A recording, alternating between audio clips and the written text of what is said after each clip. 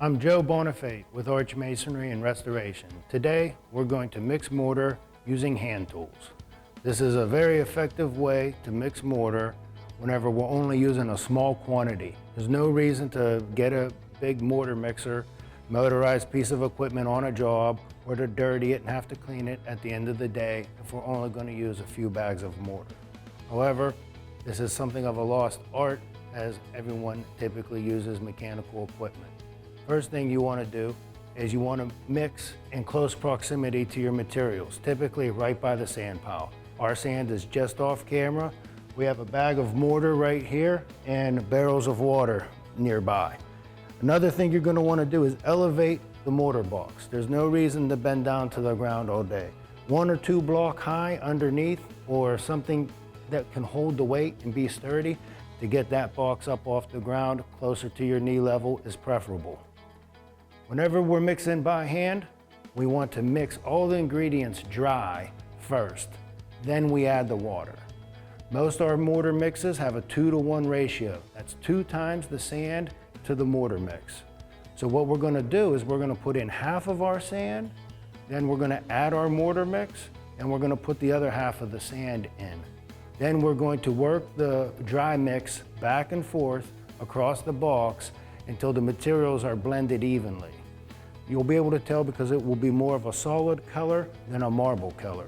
Once we've achieved that, we're going to pull all the material to one end of the box, add water to the other end, and start pulling the dry material into the water until we get the mortar to the right consistency.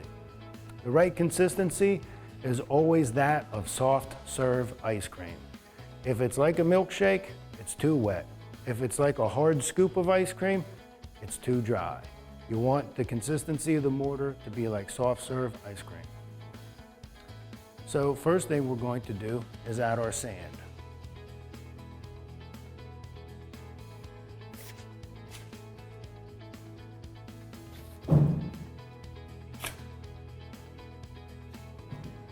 Okay, so once you have half of the sand in the box, you want to kind of even it out across the floor of the box.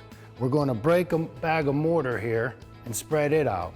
Then we're going to put the second half of our sand kind of spread out. Essentially, we're making a sandwich. You got your sand in place of bread, your mortar in place of meat and cheese, and then your sand again. This begins the blending of the materials for us.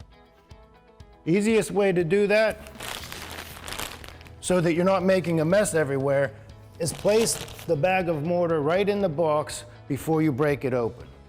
Every good worker should have a razor knife in their back pocket. That's the way to cut open the middle of the bag, split it. You could also use a trowel. If you have a cleanup trowel near your work area, that'll do the trick just fine.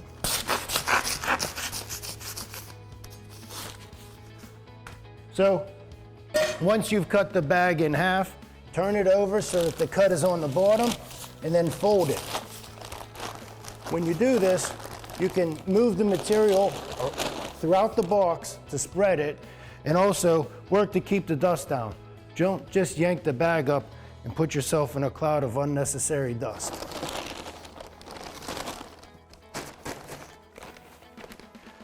Keep your bags in a nice neat stack. If you're outside, put a brick or something on them so they're not blown all over the job site making a mess everywhere. Now that we've done this, the next thing we're going to do is we're going to add the next layer of sand. You're going to want to be a little more careful putting the first few scoops of sand in the tub. You don't want to be throwing shovels of sand in the tub from 10 feet away at the sand pile and just throwing the mortar mix into the air. That's going to be wasteful and messy.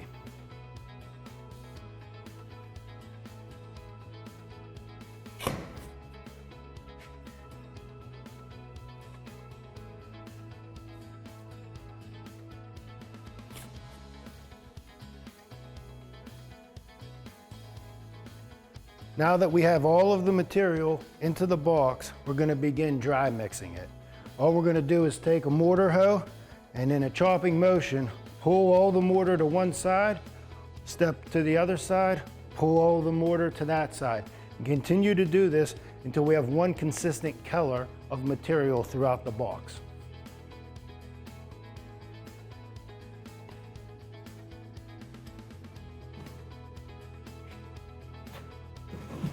Always scrape the box clean. You want to hear that mortar hoe scraping the bottom of the box. You don't want buildup of material on the bottom. Occasionally scrape the sides.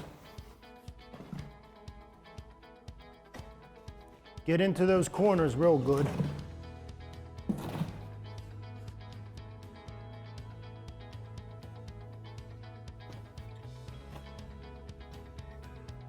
Now we have a pretty consistent color. It's time to add the water and begin mixing the mortar. You can always add more water later. You can't really take water out, so you want to be conservative. However, in the beginning, we have a lot of water to go, so put more water in, make it easier on yourself when you're mixing. Mixing wet mortar is easier to move, easier to blend. So if you know that your bag of mortar is going to take a little more than a bucket of water, put a little less than a bucket in to get started.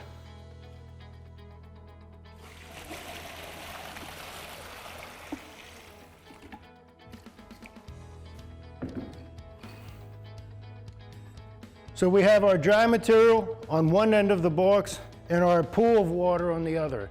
We're going to use the same chopping motion to bring little bits of dry material into this water. We're going to want to mix it and make sure it all gets wet before we add too much. A large group of dry mortar is harder to mix and get wet than small bits at a time.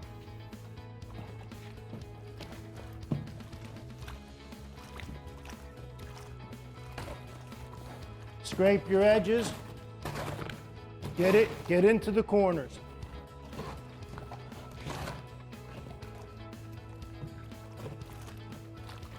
Once you pull some dry material in, don't be afraid to work it for a little bit and get it thoroughly wet before you pull more dry material in.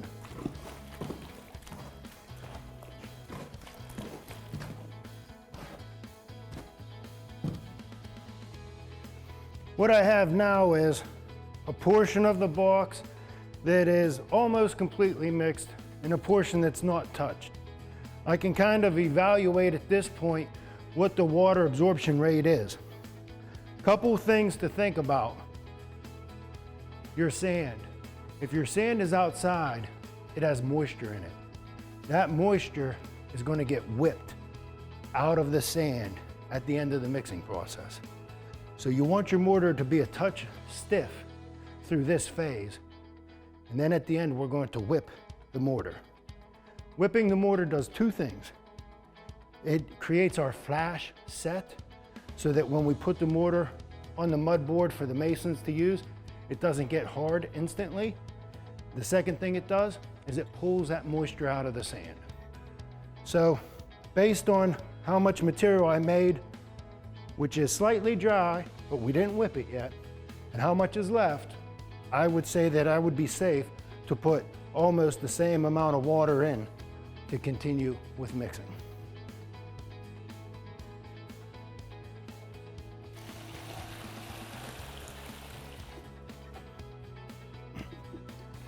I held back a touch on the water because, as I said earlier, you can always add water, but you can't take it out. So when you get closer to the end, you want to be a little more stingy with the amount of water you're adding to the mix.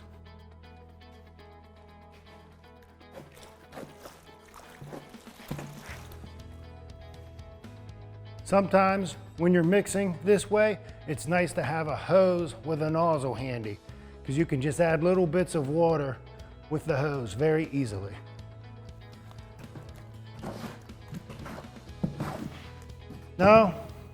Now for the fun part. Time to whip the mortar. This is where most of us make our mistake. It's not fun or easy to move stiff mortar back and forth. However, it's necessary. If you don't do this, you end up making the mortar too wet. because as I said earlier, there's moisture in the sand that we have to pull out. It's a lot easier to over wet the mortar and easily work it with the hoe. However, once you start whipping it, all that moisture comes out and now your mix is too soft.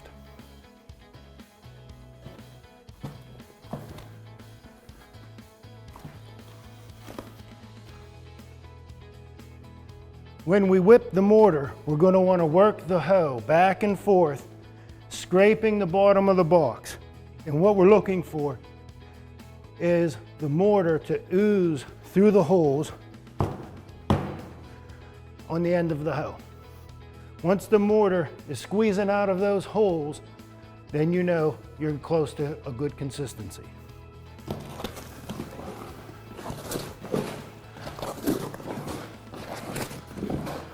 Make sure you scrape the bottom, sides, edges, corners, scrape every part of the box. You don't want buildup of hard mortar.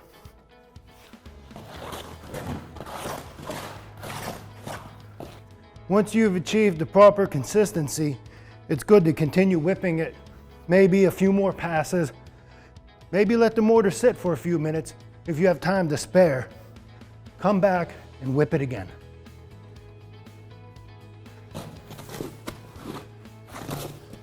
The other thing you'll want to do is put all your material on one side of the box, keep it together. When it's spread out, it's going to be prone to drying out from the sun or just being spread out in general.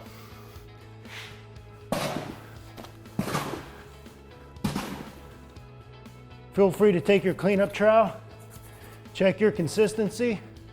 Is it workable? Is it smooth? Is it like soft serve ice cream? And that's how you mix mortar with hand tools.